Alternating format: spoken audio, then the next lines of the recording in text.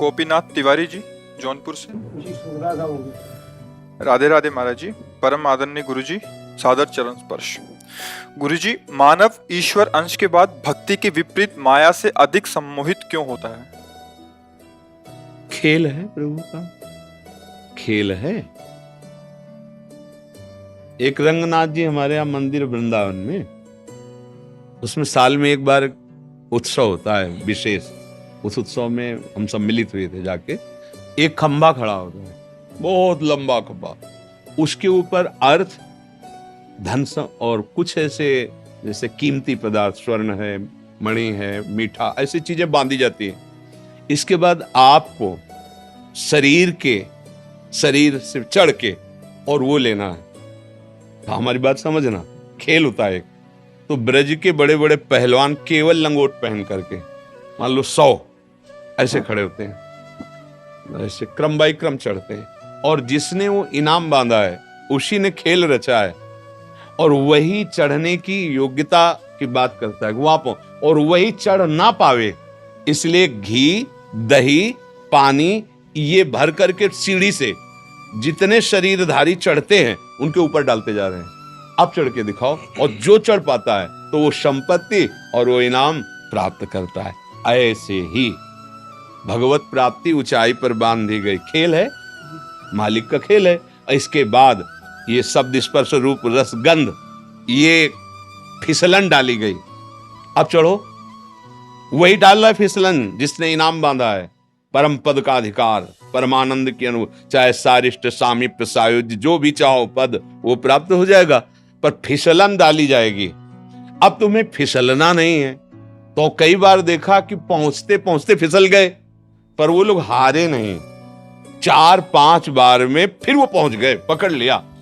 तो उससे हमें उदाहरण में, अपने लोगों का जो दिमाग होता है ना, वो चिंतनीय होता है। हर घटना में, हर बात में अपने काम की बात निकाल लेना। तो उस भागवतिक मेले में, उस दृश्य में ये बात पकड़ में आई। ठीक ऐसे ही मालिक खेल खेल रहा है हमारे सामने। वो भोग रखता है फिसलन वाले, जिससे हम परमानंद स्वरूप अपने आत्मबोध या भगवत प्रेम पाने के लिए ही उसने वो भी रखा है। मानव देह भी दिया है, उसी का रचा हुआ है, पर फिसलन उसने जरूर रखी है। 1 बार फिसलो, 2 बार फिसलो, 3 बार फिसलो, पर हारना नहीं। चढ़ जाओ, चढ़ जाओ। तो कभी काम फिसला देता है, कभी क्रोध फिसला देता है, कभी मोह, कभी अहंकार, कभी ईर्ष्या, मत्सरता, नाना प्रकार की फिसलन वाला हमारे सामने खेल रचा जाता है। अब वो आकर्षण फिसलन वाला है ही रचा, इसीलिए गया है कि तुम इसी में लगे रहो। अच्छा लगे रहो तो मालिक का खेल है, आनंदित रहो। जब इससे ऊब जाना तो वो है चढ़ो। फिर ये चढ़ाई है, ये ऐसी चढ़ाई है, खड़ी चढ़ाई है, बिना सहारे के नहीं चढ़ सकते हो। इसमें गुरुजनों का, निकले हुए महापुरुषों का सहारा। गुरु जी सम्मोहित बहुत करती माया, भक्ति उतना नहीं करती। वैसे सम्मोहन माया नहीं करती, आप मोहित हो रहे हो। हमें बताओ माया का रूप क्या है? खान सहन, वातावरण, खाना पीना, प्यार दुलार, समाज, पुत्र। ये आप स्वीकार किए हो प्रभु। आपको कोई आकर्षित कर रहा है क्या? आप ही तो फंसे हो। एक ये आवश्यकता है ना। आवश्यकता बिल्कुल नहीं भैया, तुम्हें अज्ञान में हो। हमारे स्वरूप को कभी भी किसी भी तरह का अभाव नहीं व्यापता।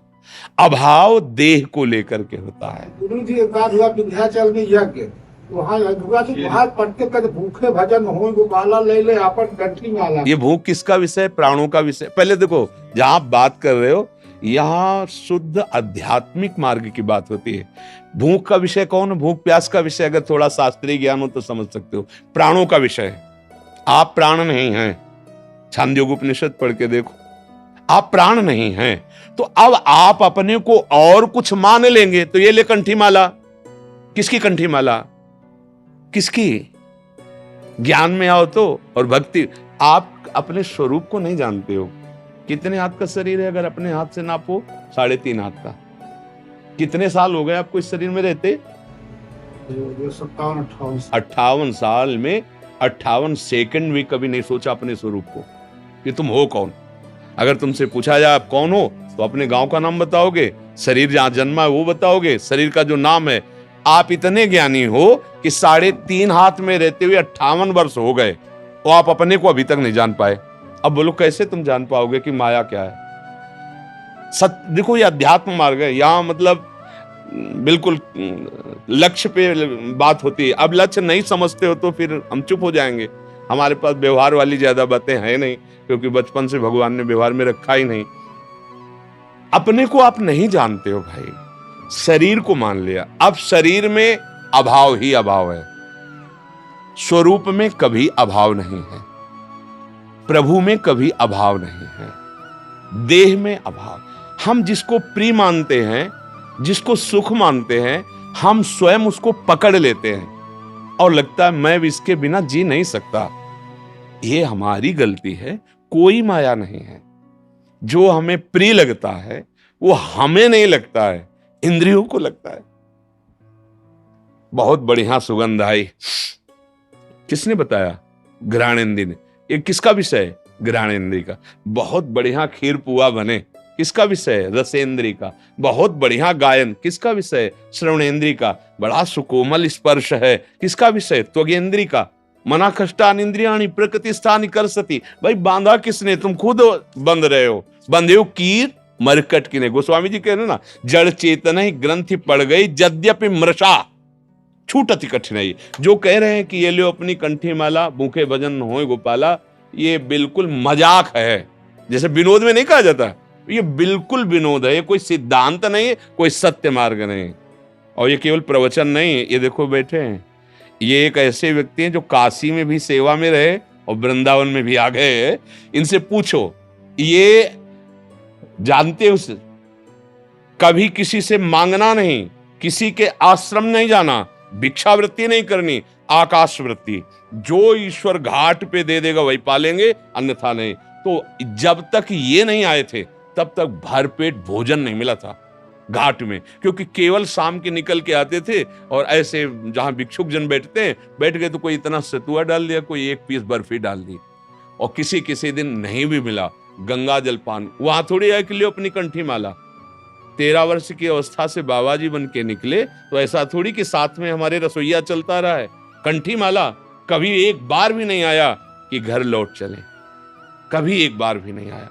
ये कैसे कह रहे हो कि लो अपनी कंठी? अरे गर्दन उतार दी जाए तो भी नहीं होगा ये लो अपनी का। ये उनकी बात है जो विषयों का बैलेंस बना के चलते हैं, परमार्थ को नहीं जानते हैं। ऐसा कैसे हो सकता है कि हम प्रभु के मार्ग में चले? लो अपनी कंठी माला, मतलब सुख वांछा, देह भाव, इंद्रिय पोषण, ये एक मजाक में कहा जाता है। एक मजाक में जैसे कुछ शब्द बोले, ये सिद्धांत नहीं कहा जाता है।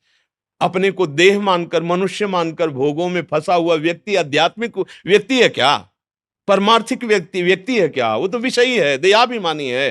कैसे समझोगे? अध्यात्म अध्यात्म एक अलग क्षेत्र है, व्यवहार का जो आकर्षण है अलग से, हमारा माना हुआ आकर्षण। जैसे देखो, एक आदमी मांस खाता है, बहुत आनंदित होकर जाता है कि ये वाला दीजिए। और जैसे जो वैष्णव है, भगवत मार्ग के प्रतीक, जिन्होंने कभी, वो उस गली में जाते हुए घृणा करेंगे, लेकिन वो आदमी बड़े शौक से वहां जाएगा और नगद पैसा देके कटवा के ताजा लाएगा। समझ रहे हो? एक आदमी वहां से जाता है तो घृणास्पद भाव लेके, कैसे इस गली से निकल जाऊं। और एक आदमी जाता है आनंदित होकर के उसमें। एक आदमी है जो अपने संयम और पवित्रता से, वो उस मार्ग से नहीं जाना जाएगा जहां मदिरा पी जा रही, जहां ऐसा। और एक आदमी है कि छीन झपट के पैसे लेके वहां पीता है जाकर। ये रुचियों की वैचित्रता है। कौन बांध रहा है तुम्हें? तुम ही तो बंधे हुए हो। ऐसे ही समस्त भोगों में कौन सा भोग ऐसा श्रेष्ठ है जो पवित्र और महान हो? हमें बताओ। सबसे ज्यादा चरम सीमा का भोग संसार में काम सुख रखा गया है। सब सुख एक तरफ और काम सुख एक तरफ। कहां से प्राप्त होता है काम सुख? मलमूत्र के भांड, शरीर के मलमूत्र के द्वारों से। कौन सी महानता है जहां स्पर्श करके रज लगा के धो, साबुन लगा के धो, उन अंगों की आखिरी सुख वृत्ति रखी गई है। कहां? आप विचार करके बताओ। सब मनुष्य शरीर में ही बैठे हो, ये तो अपने घर का जैसे सत्संग होता है वैसे बात हो रही। चरम सुख संसार का एक बात में है, चरम सुख काम, परस्पर भोगाकर्षण। इसके नीचे सब है। माता पिता छोड़ देगा, जमीन जायदाद छोड़ देगा, ज्यादा पड़ेगी तो फांसी लगा लेगा, लेकिन काम सुख नहीं छोड़ सकता। आखिर देख लो, आंखों में उठा के देख लो, पूरे परिवार का कत्ल करके भाग जाएगा, भाग जाएगी। जो आप शब्द देख लो, किसके लिए? बोले हमारा फ्रेंड है। किस बात के लिए? ना उसके तत्व को जानते हो, ना उसके तत्व को जानते हो, बिल्कुल केवल शरीर आसक्ति। और वो शरीर आसक्ति अगर उससे सुंदर भोग मिल गया तो उसको त्याग देगी। भर्तरी जी का चरित्र पढ़ के देख लो, क्या है ये, है क्या? बोले बड़ा आकर्षण। कहां आकर्षण है? मलमूत्र के द्वारों में। फिर आपको चुभेगा। रमा विलास राम अनुरागी तजत बमन जिमि जन बड़वा। जैसे उल्टी की जाए, कौन देखना चाहेगा उसे? कौन देखना चाहेगा? ये कौन सा भोग है ऐसा? बर्फी पेड़ा शीशा में रखे अच्छे लगते हैं, 2 मिनट के बाद खाओ और लील जाओ और उल्टी कर दो, फिर देख ले कोई, वही पदार्थ है वही, और 6 घंटा रुक गया तो इतना बदबूदार नीचे से निकलेगा, कोई देखना नहीं चाहेगा। क्या है यहां सुख? कौन सा सुख है? शरीर जब छूट अंदर से परमात्मा तत्व अंतर्धान हो जाता है, इस शरीर को रख के देखो, भय लगेगा तुम्हें उस कमरे में जाने में जहां शरीर रखा होगा। शरीर देखने लायक नहीं रहता। क्या है सुख? हमें बताओ कौन सा सुख है? भ्रम। अगर इसे भोग लूं तो मैं सुखी हो जाऊं। लाखों बार करोड़ों बार भोग के देख लिया है, कुछ क्या हाथ लगा? फिर वही वासना, फिर वही तृष्णा, कह रहे हो मुझे माया फांसे।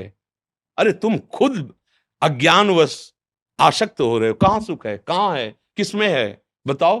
अगर है तो तुम्हें तृप्त हो जाना चाहिए। मेरी मांग है कि मुझे ये मिल जाए। मिल गया, अब तो शांत हो जाना चाहिए ना कि भाई अब कृत्य भयो में। जैसे केवट जी जो भगवान के चरणारविंद का प्रक्षालन करके चरणामृत पान कर रहे ना, तब प्रभु से कह रहा अब कछुलाथ अब नहीं चाहिए। जो खोज रहा था आनंद, बहुत काल में कीन मंजूरी, बहुत श्रम किया, फल तो आज मिला है रघुनाथ जी, आपके चरणों का चरणामृत पान करके, चरण पखार के। विश्राम कहां है? भगवान के चरणों में।